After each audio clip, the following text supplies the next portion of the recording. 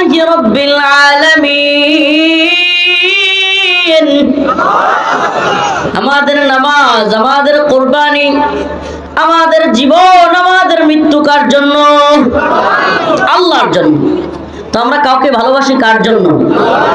সুবহানাল্লাহ। তো আল্লাহর জন্য যদি ভালোবাসা হয়, এই ভালোবাসার মধ্যে কোনো ষড়যন্ত্র নাই, এই ভালোবাসার মধ্যে কোনো গ্যাঞ্জাম নাই, গ্যাঞ্জাম মুক্ত পিওর ভালোবাসা। আসেন, সবাইকে চার দাওয়াত দিলাম, যখন আসবেন সময় দিব, আমার মাদ্রাসায় যাবেন।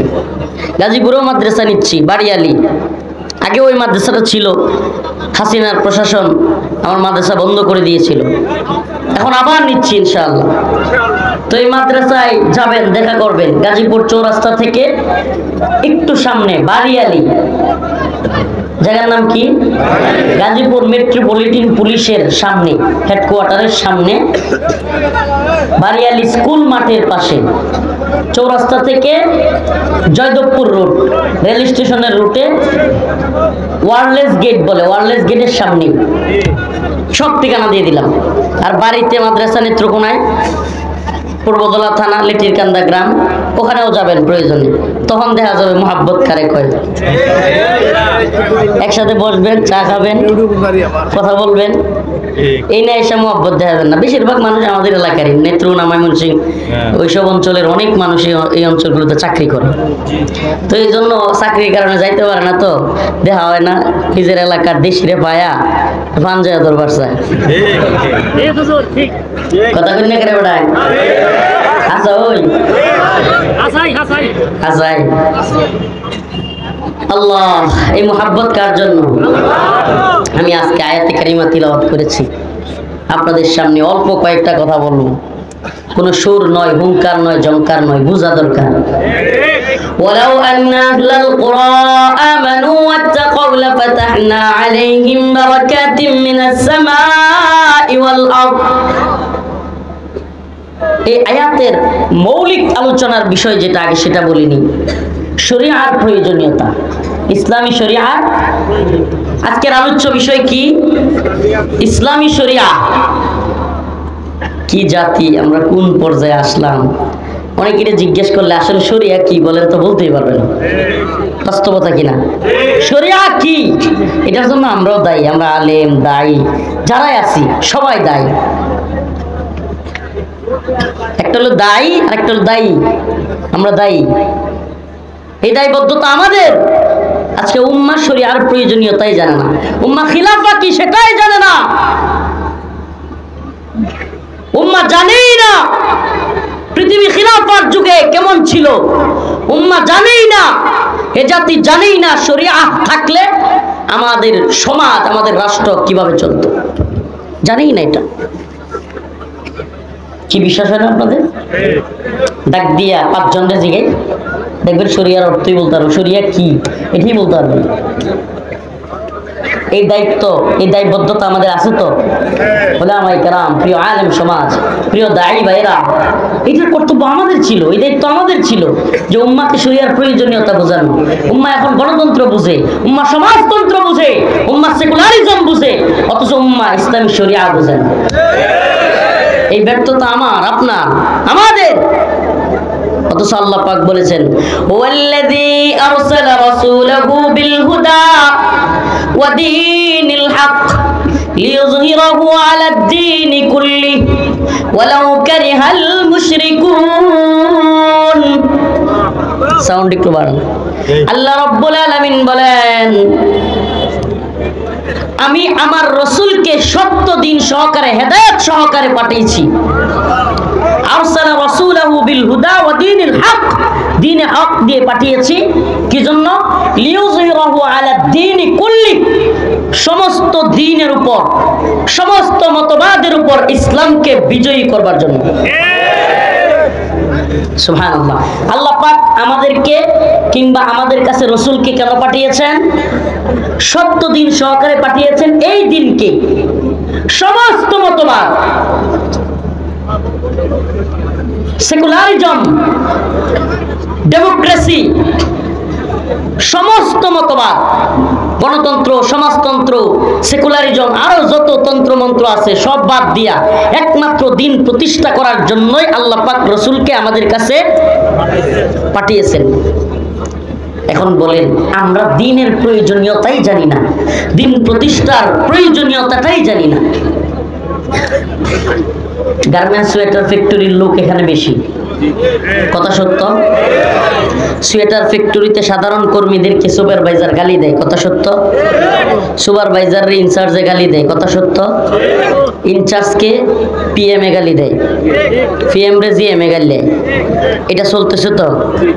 সাধারণ কনস্টেবল কিংবা সাধারণ যারা থাকে, কনস্টেবলকে এএসআই গালি দেয়, এএসআই কে এসআই গালি দেয়, এসআই কে ওসি তদন্ত গালি দেয়, ওসি তদন্তরে ওসি গালি দেয়, ওসি রে এসপি গালি দেয়, এসপি রে ডিসি গালি দেয়, এরপরে ডিসি রে আরেকটু উপরে যারা, এরা এইভাবে গালাগালি চলতেই থাকে।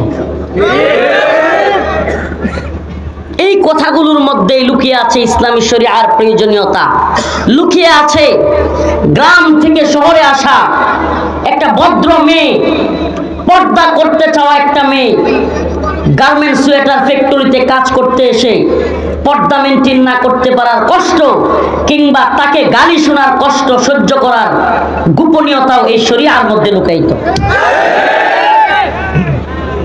যুবক হতাশায় ডুবে আছে, চাকরি নাই, অর্থনৈতিক অবস্থা মন্দা, টাকা পয়সার ইনকামের ব্যবস্থা নাই, কবে চাকরি পাবে, কবে বিয়ে করবে, ফ্রাস্ট্রেশন হতাশায় ভুগতেছে। এদিকে তার যৌন আকাঙ্ক্ষা, এদিকে তার খায়েশা, তার বয়সের চাহিদা সে পূরণ করতে পারতেছে না, সে হতাশ, সে আত্মহত্যার পথ বেছে নিচ্ছে। শরিয়ার প্রয়োজনীয়তা সেখানেও দেখা যাচ্ছে, লুকায়িত আছে শরিয়ার প্রয়োজনীয়তা। আজকে উম্মাহকে আমরা বুঝাইতে পারি নাই। আমরা আব্রাহাম লিঙ্কনের গণতন্ত্র বুঝাইতে পারি, নাউজুবিল্লাহ, অথচ এই লিঙ্কনের গণতন্ত্র দিয়া পৃথিবীর 1 ইঞ্চি ভূমিতে শরিয়া প্রতিষ্ঠিত হয় নাই, হবেও না। 1924 সালে উসমানীয় খেলাফতের পতন এই গণতন্ত্রের মাধ্যমেই হয়েছিল। আমাদের যে খিলাফা, যে শরিয়ার পতনই হইল এই গণতন্ত্র দিয়া। আমরা এই গণতন্ত্রকে ধরছি শরিয়া প্রতিষ্ঠার জন্য, নাউজুবিল্লাহ। এর চাইতে বোকামি আর কি হইতে পারে? আপনি নৌকার উপর উঠা নৌকারে যত এমনি এমন করেন, নৌকা যাবে? হ্যাঁ, সিস্টেমের ভিতরে ঢুকে সিস্টেম পরিবর্তন করা যায় না।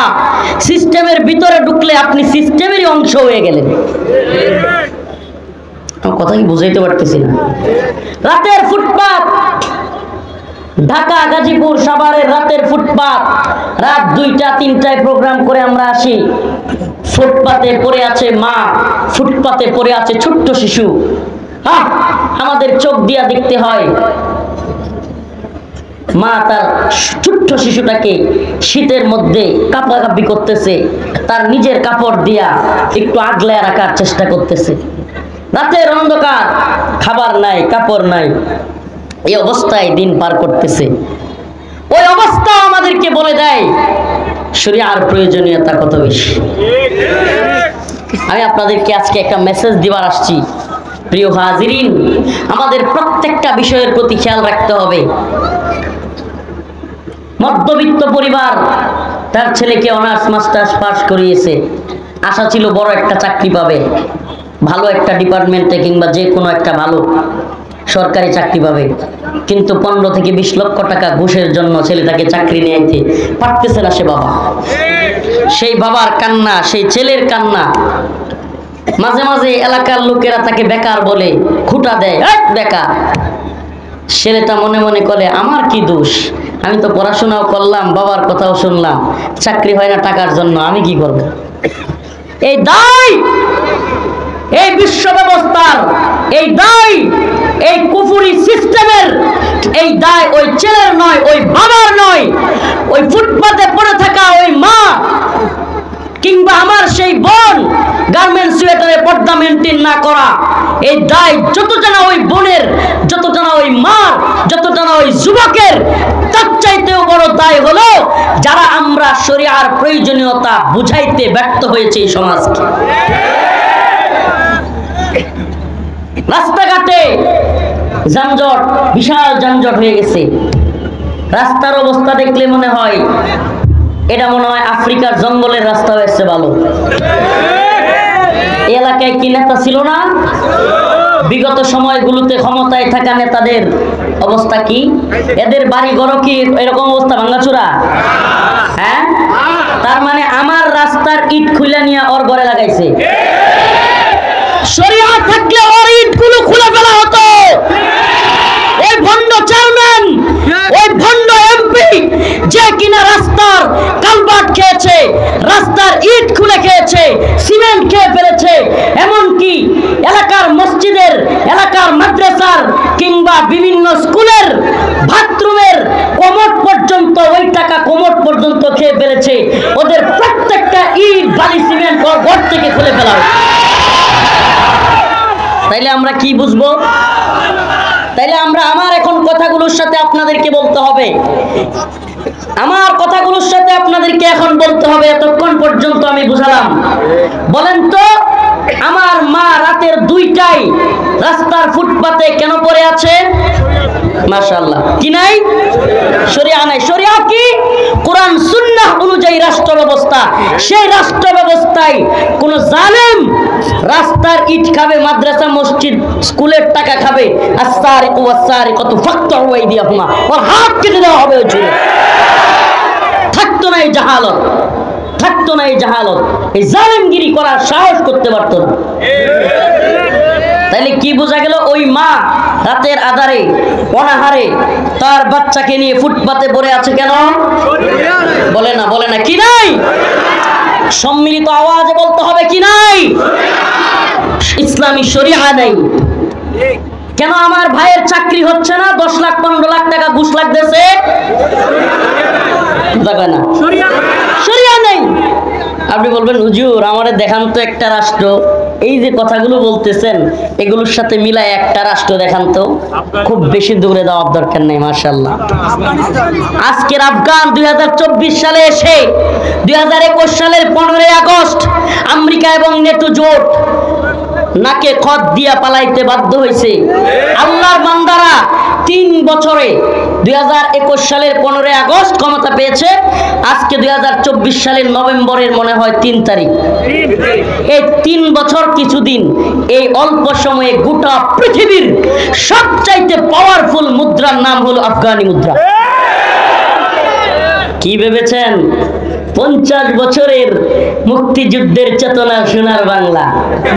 আরে চেতনা ব্যবসায়ীরা রে, চেতনার ব্যবসা। কেউ বলে বাঙালি চেতনা, কেউ বলে মুক্তিযুদ্ধের চেতনা, কেউ বলে জাতীয়বাদী চেতনা। জীবন ভর খালি আমগরে চেতনা গিলাইছে। চেতনা গিলায়া ওদের বাথরুম গুলো টাইলস করেছে, বাথরুমেও পারলে এসি দিয়েছে। ওদের বউদের স্বর্ণের গহনা, ওদের বাচ্চাদের এক একজনের এক একটা গাড়ি বাড়ি, এদের কোনো কিছুর অভাব নেই। আর এদেশের মানুষ মরে না খেয়ে। এদেশের মানুষ চাকরির জন্য আত্মহত্যা করে। এই নেতারা আবার বড় গলায় গলাবাজি করে, আমরা জাতির জন্য কাজ করি। বন্ডের দল। এজন্য জানতে চাই, প্রিয় উপস্থিতি, আপনাদের মাথায় যেন এই বুঝটা আসে। প্রিয় আলেম সমাজ, পায়ে হাত ধরে বলে যাই, প্রিয় ইমাম ভাই, খতিব ভাই, প্রিয় যুবক, বুঝ থাকা প্রত্যেকটা ভাইকে আমার দাওয়া, প্রত্যেকটা ভাইয়ের কাছে আমার এই মেসেজ, শুধু রফিকুল ইসলাম মাদানির কথাই যেন এখানেই সীমিত না থাকে। প্রত্যেকজন এক একজন দায়ী হয়ে যান, আরেকজনকে বুঝান। ইসলামী শরিয়া থাকলে এই ভণ্ডামি, এই জাহেলি ব্যবস্থা থাকতো না। একটাই কাজ আমরা চেয়েছিলাম, হাসিনা এই ভূখণ্ডে আর জুলুম না করুক, হাসিনা বিদায় হোক। বলেন আল্লাহ কি দেখাইছেন, কি দেখান নাই? এ জাতি চাইছিল, আল্লাহ দিবেন কি দেন নাই? ইন্নাল্লাহ লা ইউগাইয়িরু মা বিকওমিন হাত্তা ইউগাইয়িরু মা বিআনফুসিহিম।